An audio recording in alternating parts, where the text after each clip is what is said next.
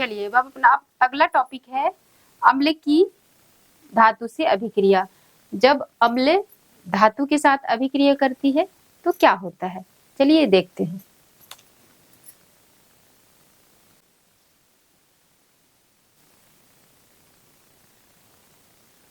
कोई भी अम्ल जब किसी भी धातु से अभिक्रिया करता है तो लवण और हाइड्रोजन गैस बनता है। जब अम्ल धातु के साथ अभिक्रिया करता है तो लवण प्लस हाइड्रोजन गैस। चलिए हम एक अम्ल लेते हैं, हाइड्रोक्लोरिक अम्ल, और धातु जिंक धातु ले लिए।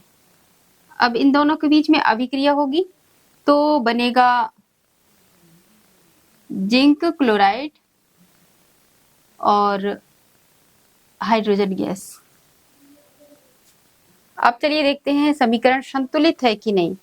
क्लोराइड इधर 2 और इधर हाइड्रोजन भी 2 है तो हम इधर 2 कर दिए। अब हो गया जिंक क्लोराइड और हाइड्रोजन गैस। और भी धातु लेके देख लेते हैं।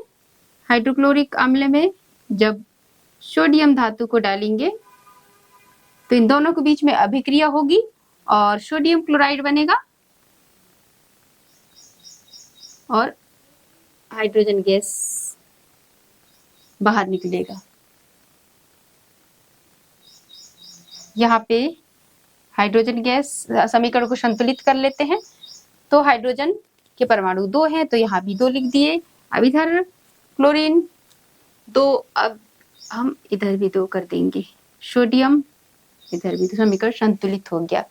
अब हमने देखा कि जब अम्ल की क्रिया धातु के साथ होती है तो लवण और हाइड्रोजन गैस बनता है।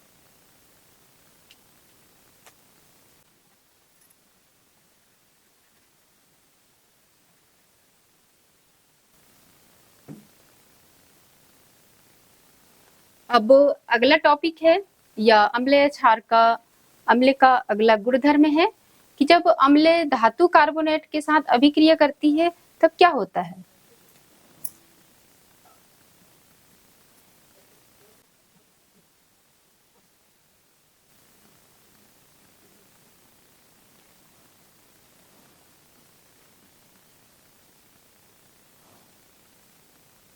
जब अम्ल का धातु कार्बोनेट के साथ अभिक्रिया होती है तो क्या होता है। धातु कार्बोनेट से चौक हो गया, चूना पत्थर, संगमरमर, ये सभी धातु कार्बोनेट के विभिन्न रूप हैं। जब इनके साथ अम्ल की क्रिया होती है तो लवण कार्बन डाइऑक्साइड और जल प्रदान करता है। अम्ल प्लस धातु कार्बोनेट, इनके बीच में अभिक्रिया होगी तो लवण कार्बन डाइऑक्साइड और जल।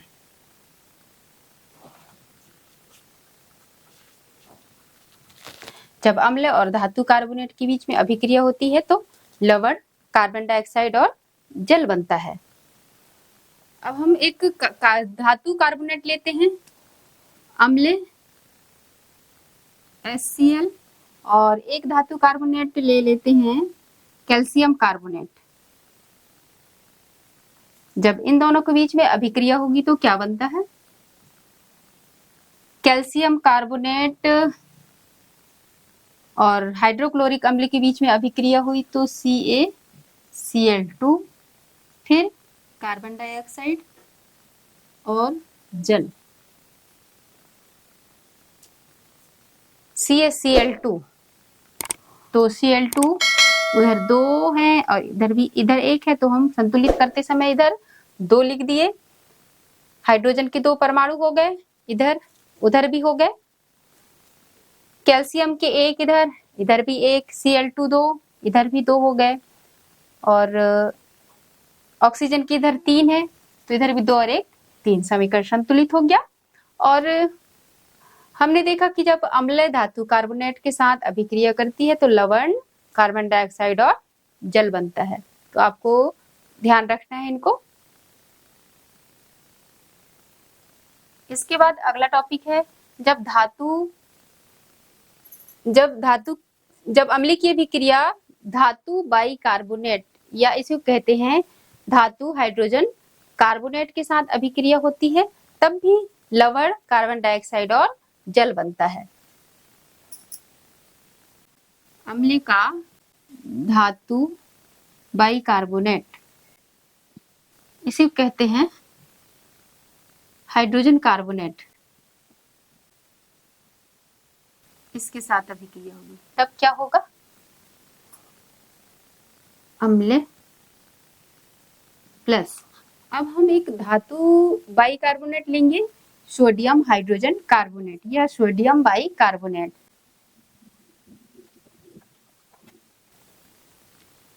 हम एक अम्ल लेंगे HCl और सोडियम हाइड्रोजन कार्बोनेट। अब इन दोनों के बीच में अभिक्रिया होगी तो लवण प्लस कार्बन डाइऑक्साइड जल बनेगा। अब इसमें कौन सा लवण प्राप्त होगा, सोडियम क्लोराइड प्राप्त होगा, फिर CO2 कार्बन डाइऑक्साइड और जल। अब देखते हैं समीकरण संतुलित है कि नहीं। Cl एक, इधर भी एक, Na एक, इधर भी एक, और हाइड्रोजन 1 2, हाइड्रोजन भी उधर 2 है, और CO2 उधर CO2 ऑक्सीजन के 2 और 1 3, और इधर भी 3, समीकरण संतुलित है। अभी आप लोगों ने देखा कि जब अम्ल और धातु कार्बोनेट और धातु बाई कार्बोनेट के साथ अभिक्रिया होती है तो लवण, कार्बन डाइऑक्साइड और जल प्राप्त होता है। अब इसके बाद हम देखेंगे कि जब क्षार की क्रिया धातु से होती है तो क्या बनता है।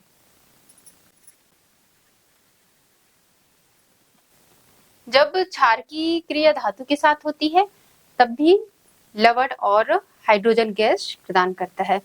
तो लिख लेते हैं यहाँ पे, क्षारक की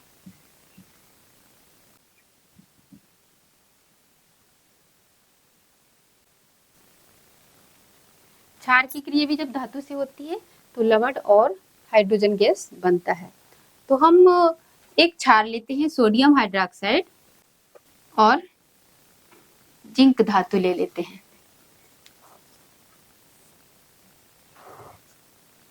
तो प्राप्त होगा सोडियम जिंकेट और हाइड्रोजन गैस।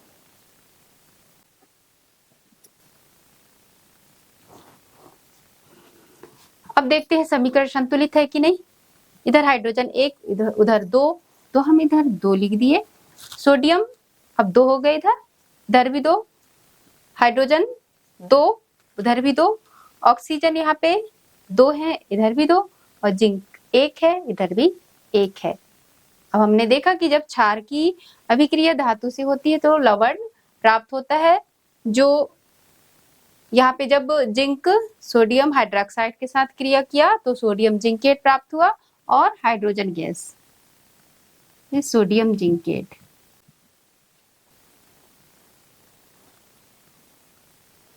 तो बच्चों, आपको मैंने जो भी अभिक्रिया समझाया आप उनको कॉपी में नोट करते चलें और उसको आप फिर से बाद में रिवीजन कर लें।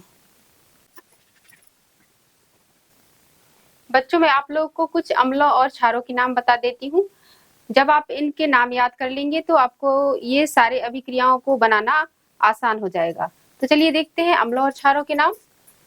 अम्लों के नाम, पहला हाइड्रोक्लोरिक अम्ल HCl हाइड्रोक्लोरिक अम्ल, दूसरा H2SO4 सल्फ्यूरिक अम्ल, फिर HNO3 नाइट्रिक अम्ल, CH3COOH एसिटिक एसिड या इसी को एसिड को अम्ल भी बोलते हैं।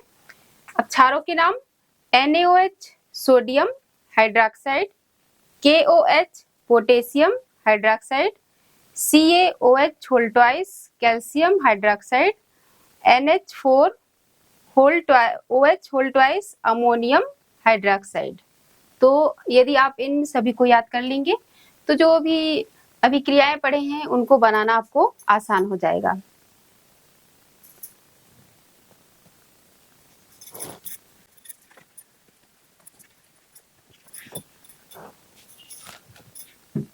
इसके बाद अगला टॉपिक है अम्ल और क्षार की अभिक्रिया। इससे पहले पढ़े हैं धातु की अभिक्रिया अम्ल या क्षार से हो रही है। अब देखते हैं अम्ल और क्षार के बीच में अभिक्रिया होगी तो क्या होगा।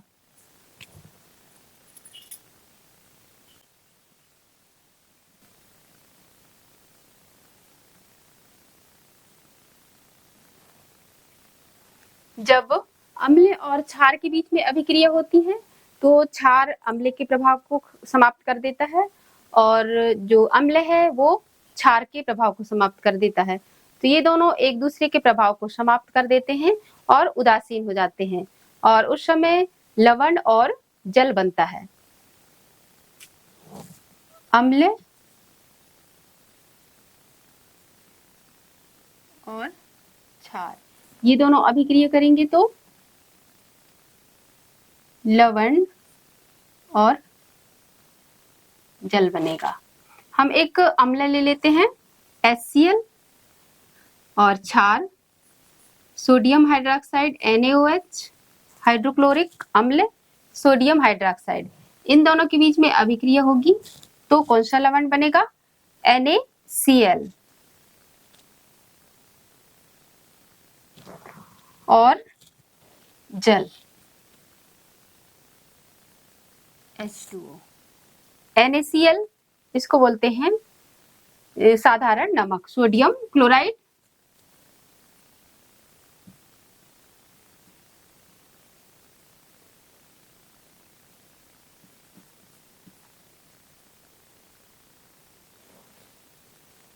इसका रासायनिक नाम है सोडियम क्लोराइड और इसका साधारण सामान्य नाम है इसको नमक का सूत्र है NaCl। अब हम देख लिए कि जब अम्ल और क्षार के बीच में अभिक्रिया होती है तो लवण एवं जल प्राप्त होता है और ये एक दूसरे को उदासीन कर देते हैं, इसलिए इस अभिक्रिया को उदासीनीकरण की अभिक्रिया कहते हैं। तो परीक्षा में भी आता है कि उदासीनीकरण की अभिक्रिया क्या है, तो इसकी परिभाषा लिख लेते हैं।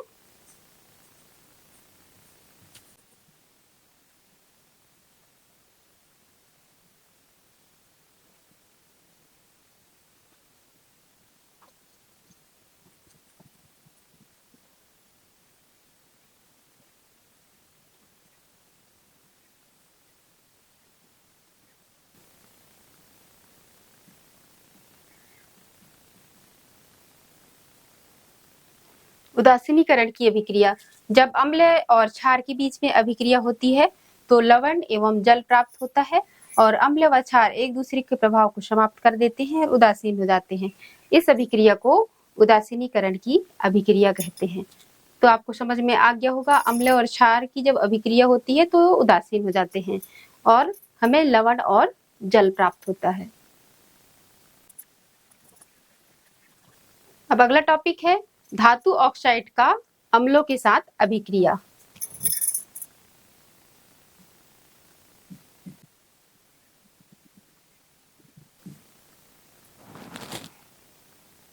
धातु ऑक्साइड जैसे कॉपर ऑक्साइड,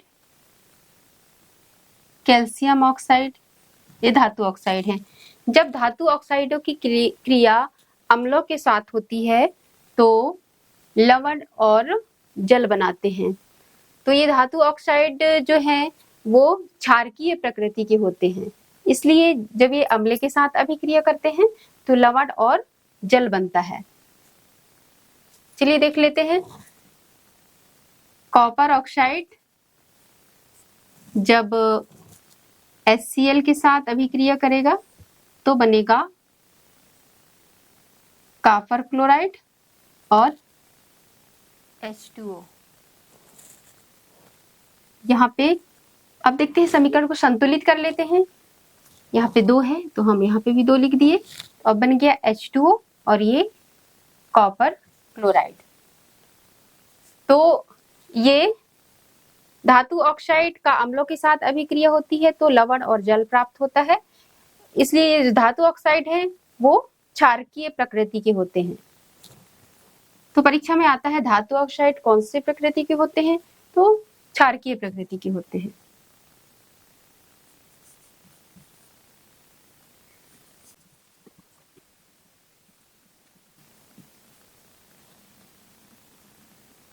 क्योंकि ये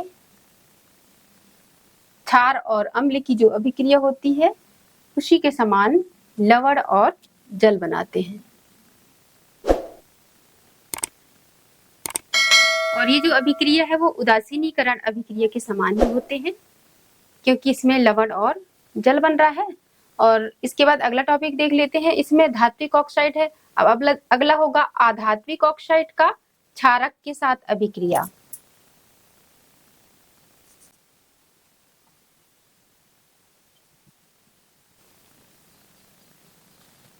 अब आधात्विक ऑक्साइड का क्षारक के साथ अभिक्रिया होगी तब भी लवण और जल प्राप्त होगा, ये भी उदासीनीकरण अभिक्रिया के समान ही है।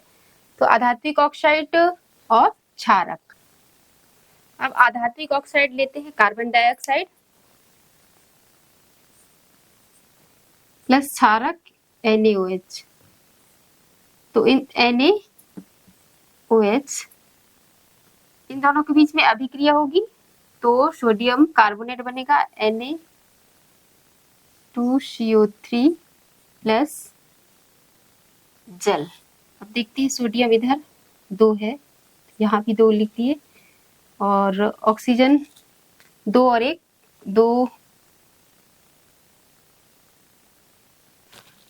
2 और 2 4 और इधर 3 और 1 4, सोडियम 2 हाइड्रोजन 2, समीकरण संतुलित हो गया। अब हम देख लिए कि ये दोनों अभिक्रिया, इसमें परीक्षा में आधात्विक ऑक्साइड अम्लीय प्रकृति के होते हैं, धातु ऑक्साइड क्षारकीय प्रकृति के होते हैं और आधात्विक ऑक्साइड अम्लीय प्रकृति के होते हैं।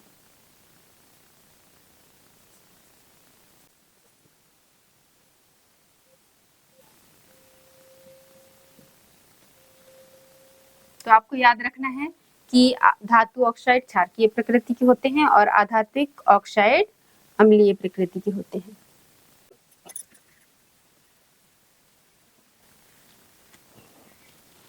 चलिए अब जानते हैं जलीय विलयन में अम्ल और क्षारक का क्या होता है।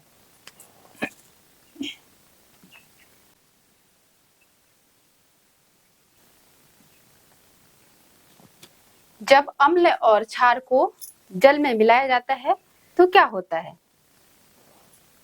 तो हम पहले अम्ल ले लेते हैं HCl। जब हम इसको जल में मिलाएंगे H2O, तो जो HCl है वो हाइड्रोजन आयन अलग हो जाएगा और ये अलग हो जाएगा। तो इससे हम कह सकते हैं कि अम्ल जलीय विलयन में हाइड्रोजन आयन देता है और क्षार योग्य अम्ल और क्षार सोडियम हाइड्रोक्साइड को जब हम जल में मिलाएंगे तो सोडियम अलग हो जाएगा और ये अलग, ये माइनस प्लस। क्षार का जलीय, जब क्षार को जल में मिलाएंगे तो OH आयन देगा और अम्ल हाइड्रोजन आयन देगा। तो आपको याद रखना है कि अम्ल जलीय विलयन में हाइड्रोजन आयन देता है और क्षार हाइड्रोक्साइड आयन देता है। तो यहाँ पे हम लिख लेते हैं, आप भी अपने कॉपी में नोट कर लें कि अम्ल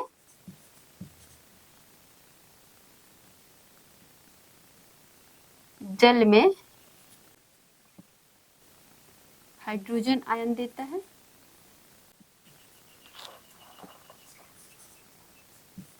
और क्षार जल में, या इसी को कहते हैं जलीय विलयन में हाइड्रोक्साइड।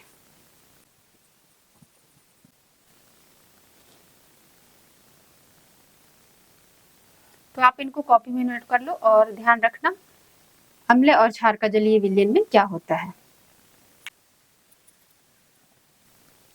इसके बाद अगला टॉपिक है अम्ल एवं क्षार के विलयन की प्रबलता।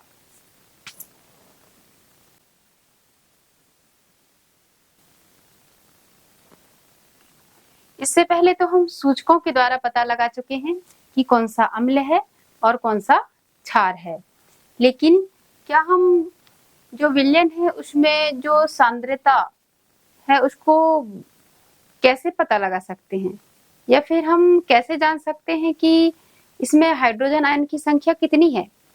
तो इसके लिए एक सार्वत्रिक सूचक बनाया गया है जो विभिन्न सूचकों का मिश्रण होता है।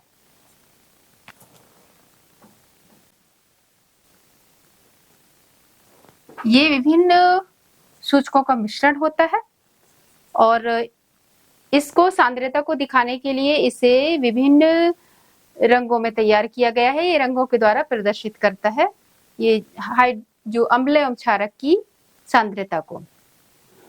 और किसी विलयन में उपस्थित सांद्रता को प्रदर्शित करने के लिए एक स्केल विकसित किया गया है जिसे पीएच स्केल कहा जाता है। PH scale. तो इस पीएच स्केल का अर्थ होता है पावर ऑफ हाइड्रोजन। पावर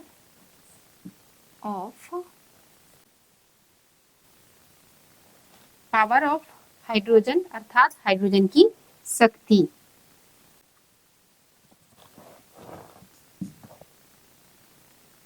ये पीएच का अर्थ है, पीएच का मतलब पावर ऑफ हाइड्रोजन, ये पीएच का मतलब है।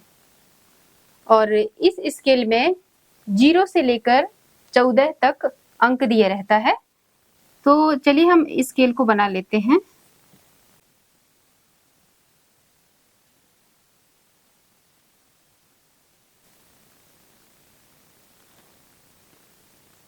अब इस स्केल में 0 से लेकर 14 तक अंक दिया रहता है और ये जो 7 है ये इसके बीचों बीच में है और 7 के इस तरफ इसको बोलते हैं अम्लीयता। ये 7 के इस तरफ ये दर्शाता है कि ये अम्लीय गुण प्रदर्शित कर रहा है।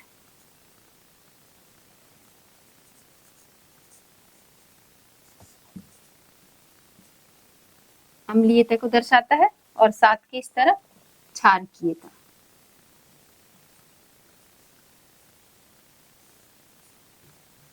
और जो 7 है वो बताता है कि उदासीन है। यदि किसी का पीएच मान 7 है तो उदासीन है और 7 से कम है तो अम्लीय है और 7 से अधिक है तो क्षारकीय है। इसका जो पीएच मान है इस तरह पाएंगे तो कम होगा। तो जो सांद्रता है, विलयन का जो सांद्रता है वो जितना अधिक होगा उसका पीएच मान उतना ही कम होगा। हम इस तरह पाएंगे तो सांद्रता कम होगा, नहीं इधर आएंगे तो पीएच मान कम होगा और सांद्रता बढ़ेगा। तो चलिए हम इसको एक समझ लेते हैं चित्र के माध्यम से।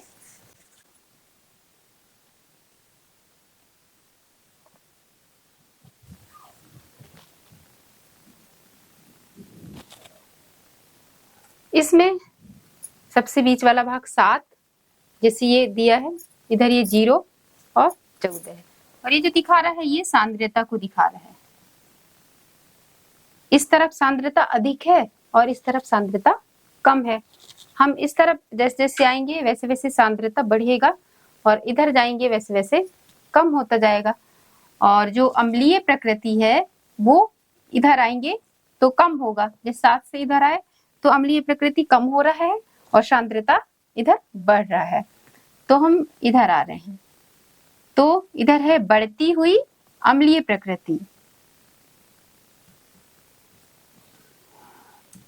और इधर जाएंगे तो बढ़ती हुई क्षारकीय प्रकृति। इधर अम्ल कम होगा और इधर जाएंगे तो क्षार बढ़ेगा। जैसे जैसे इधर जाएंगे तो क्षार बढ़ता जाएगा।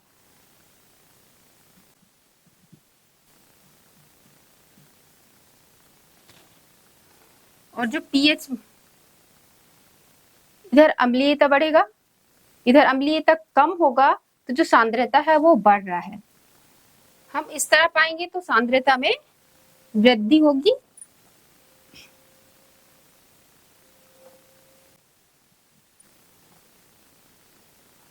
और इधर सांद्रता में कमी।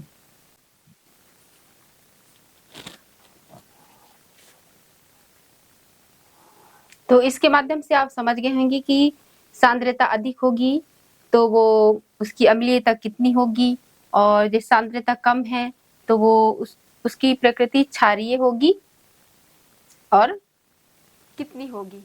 ठीक है, हम जैसे ये 7 है तो उदासीन, 7 से कम है तो अम्लीय और 7 से अधिक है तो क्षारीय। चलिए पीएच स्केल के आधार पर लिख लेते हैं। यदि पीएच मान 7 है तो उदासीन होगा,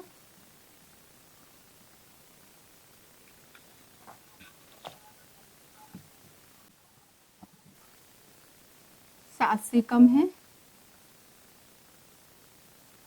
तो अम्लीय, और 7 से अधिक है तो क्षारीय।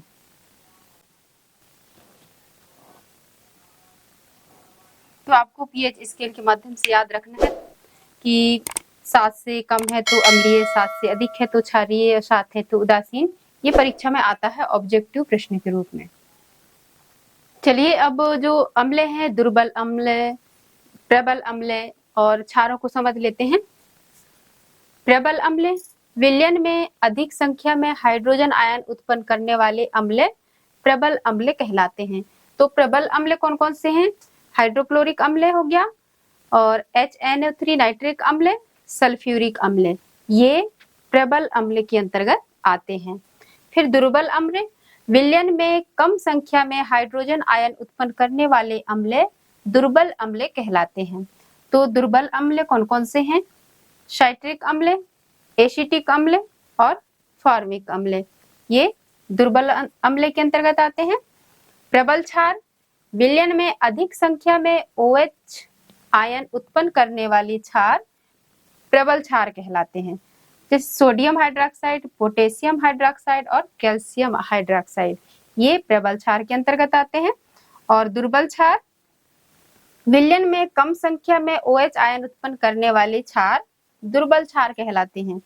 इनके उदाहरण है मैग्नीशियम हाइड्रोक्साइड और अमोनियम हाइड्रोक्साइड, ये दुर्बल क्षार के अंतर्गत आते हैं। तो आप लोग इनको कॉपी में नोट कर लो और याद कर लेना। ये परीक्षा में आते हैं कि कौन सा अम्ल प्रबल है और कौन सा दुर्बल है, या तो फिर इनकी परिभाषा लिखने को आ जाता है उदाहरण सहित, तो आप इनको याद कर लें। चलिए अब हम कुछ विलयनों का पीएच मान देख लेते हैं। इन पीएच मानों को इस प्रकार जो पीएच पत्रक है तो इसको देखकर इसके रंगों के आधार पर बताया गया है कि इसका मान इतना है। लार खाना खाने के पहले इसका पीएच मान 5.6 से 7.9 के बीच में है, और खाना खाने के बाद इसका मान 6.8 हो जाता है। और नींबू का रस, इसका पीएच मान 2 से 3 के बीच में होता है। और रंग रहित वातित पेय पदार्थ का 10 होता है। और गाजर के रस का पीएच मान 4 से 4.5 के बीच में होता है। और कॉफी का 4.5 से 6.0 के बीच में होता है। और टमाटर के रस, इसका पीएच मान 4, और नल का जल 6.5 से 9.5 के बीच में। और 1 मिलियन सोडियम हाइड्रोक्साइड, इसका पीएच मान 14 होता है। और 1 मिल हाइड्रोक्लोरिक अम्ल का पीएच मान होता है 0। तो ये हो गया कुछ विलयनों के पीएच मान, आप इनको याद रखना।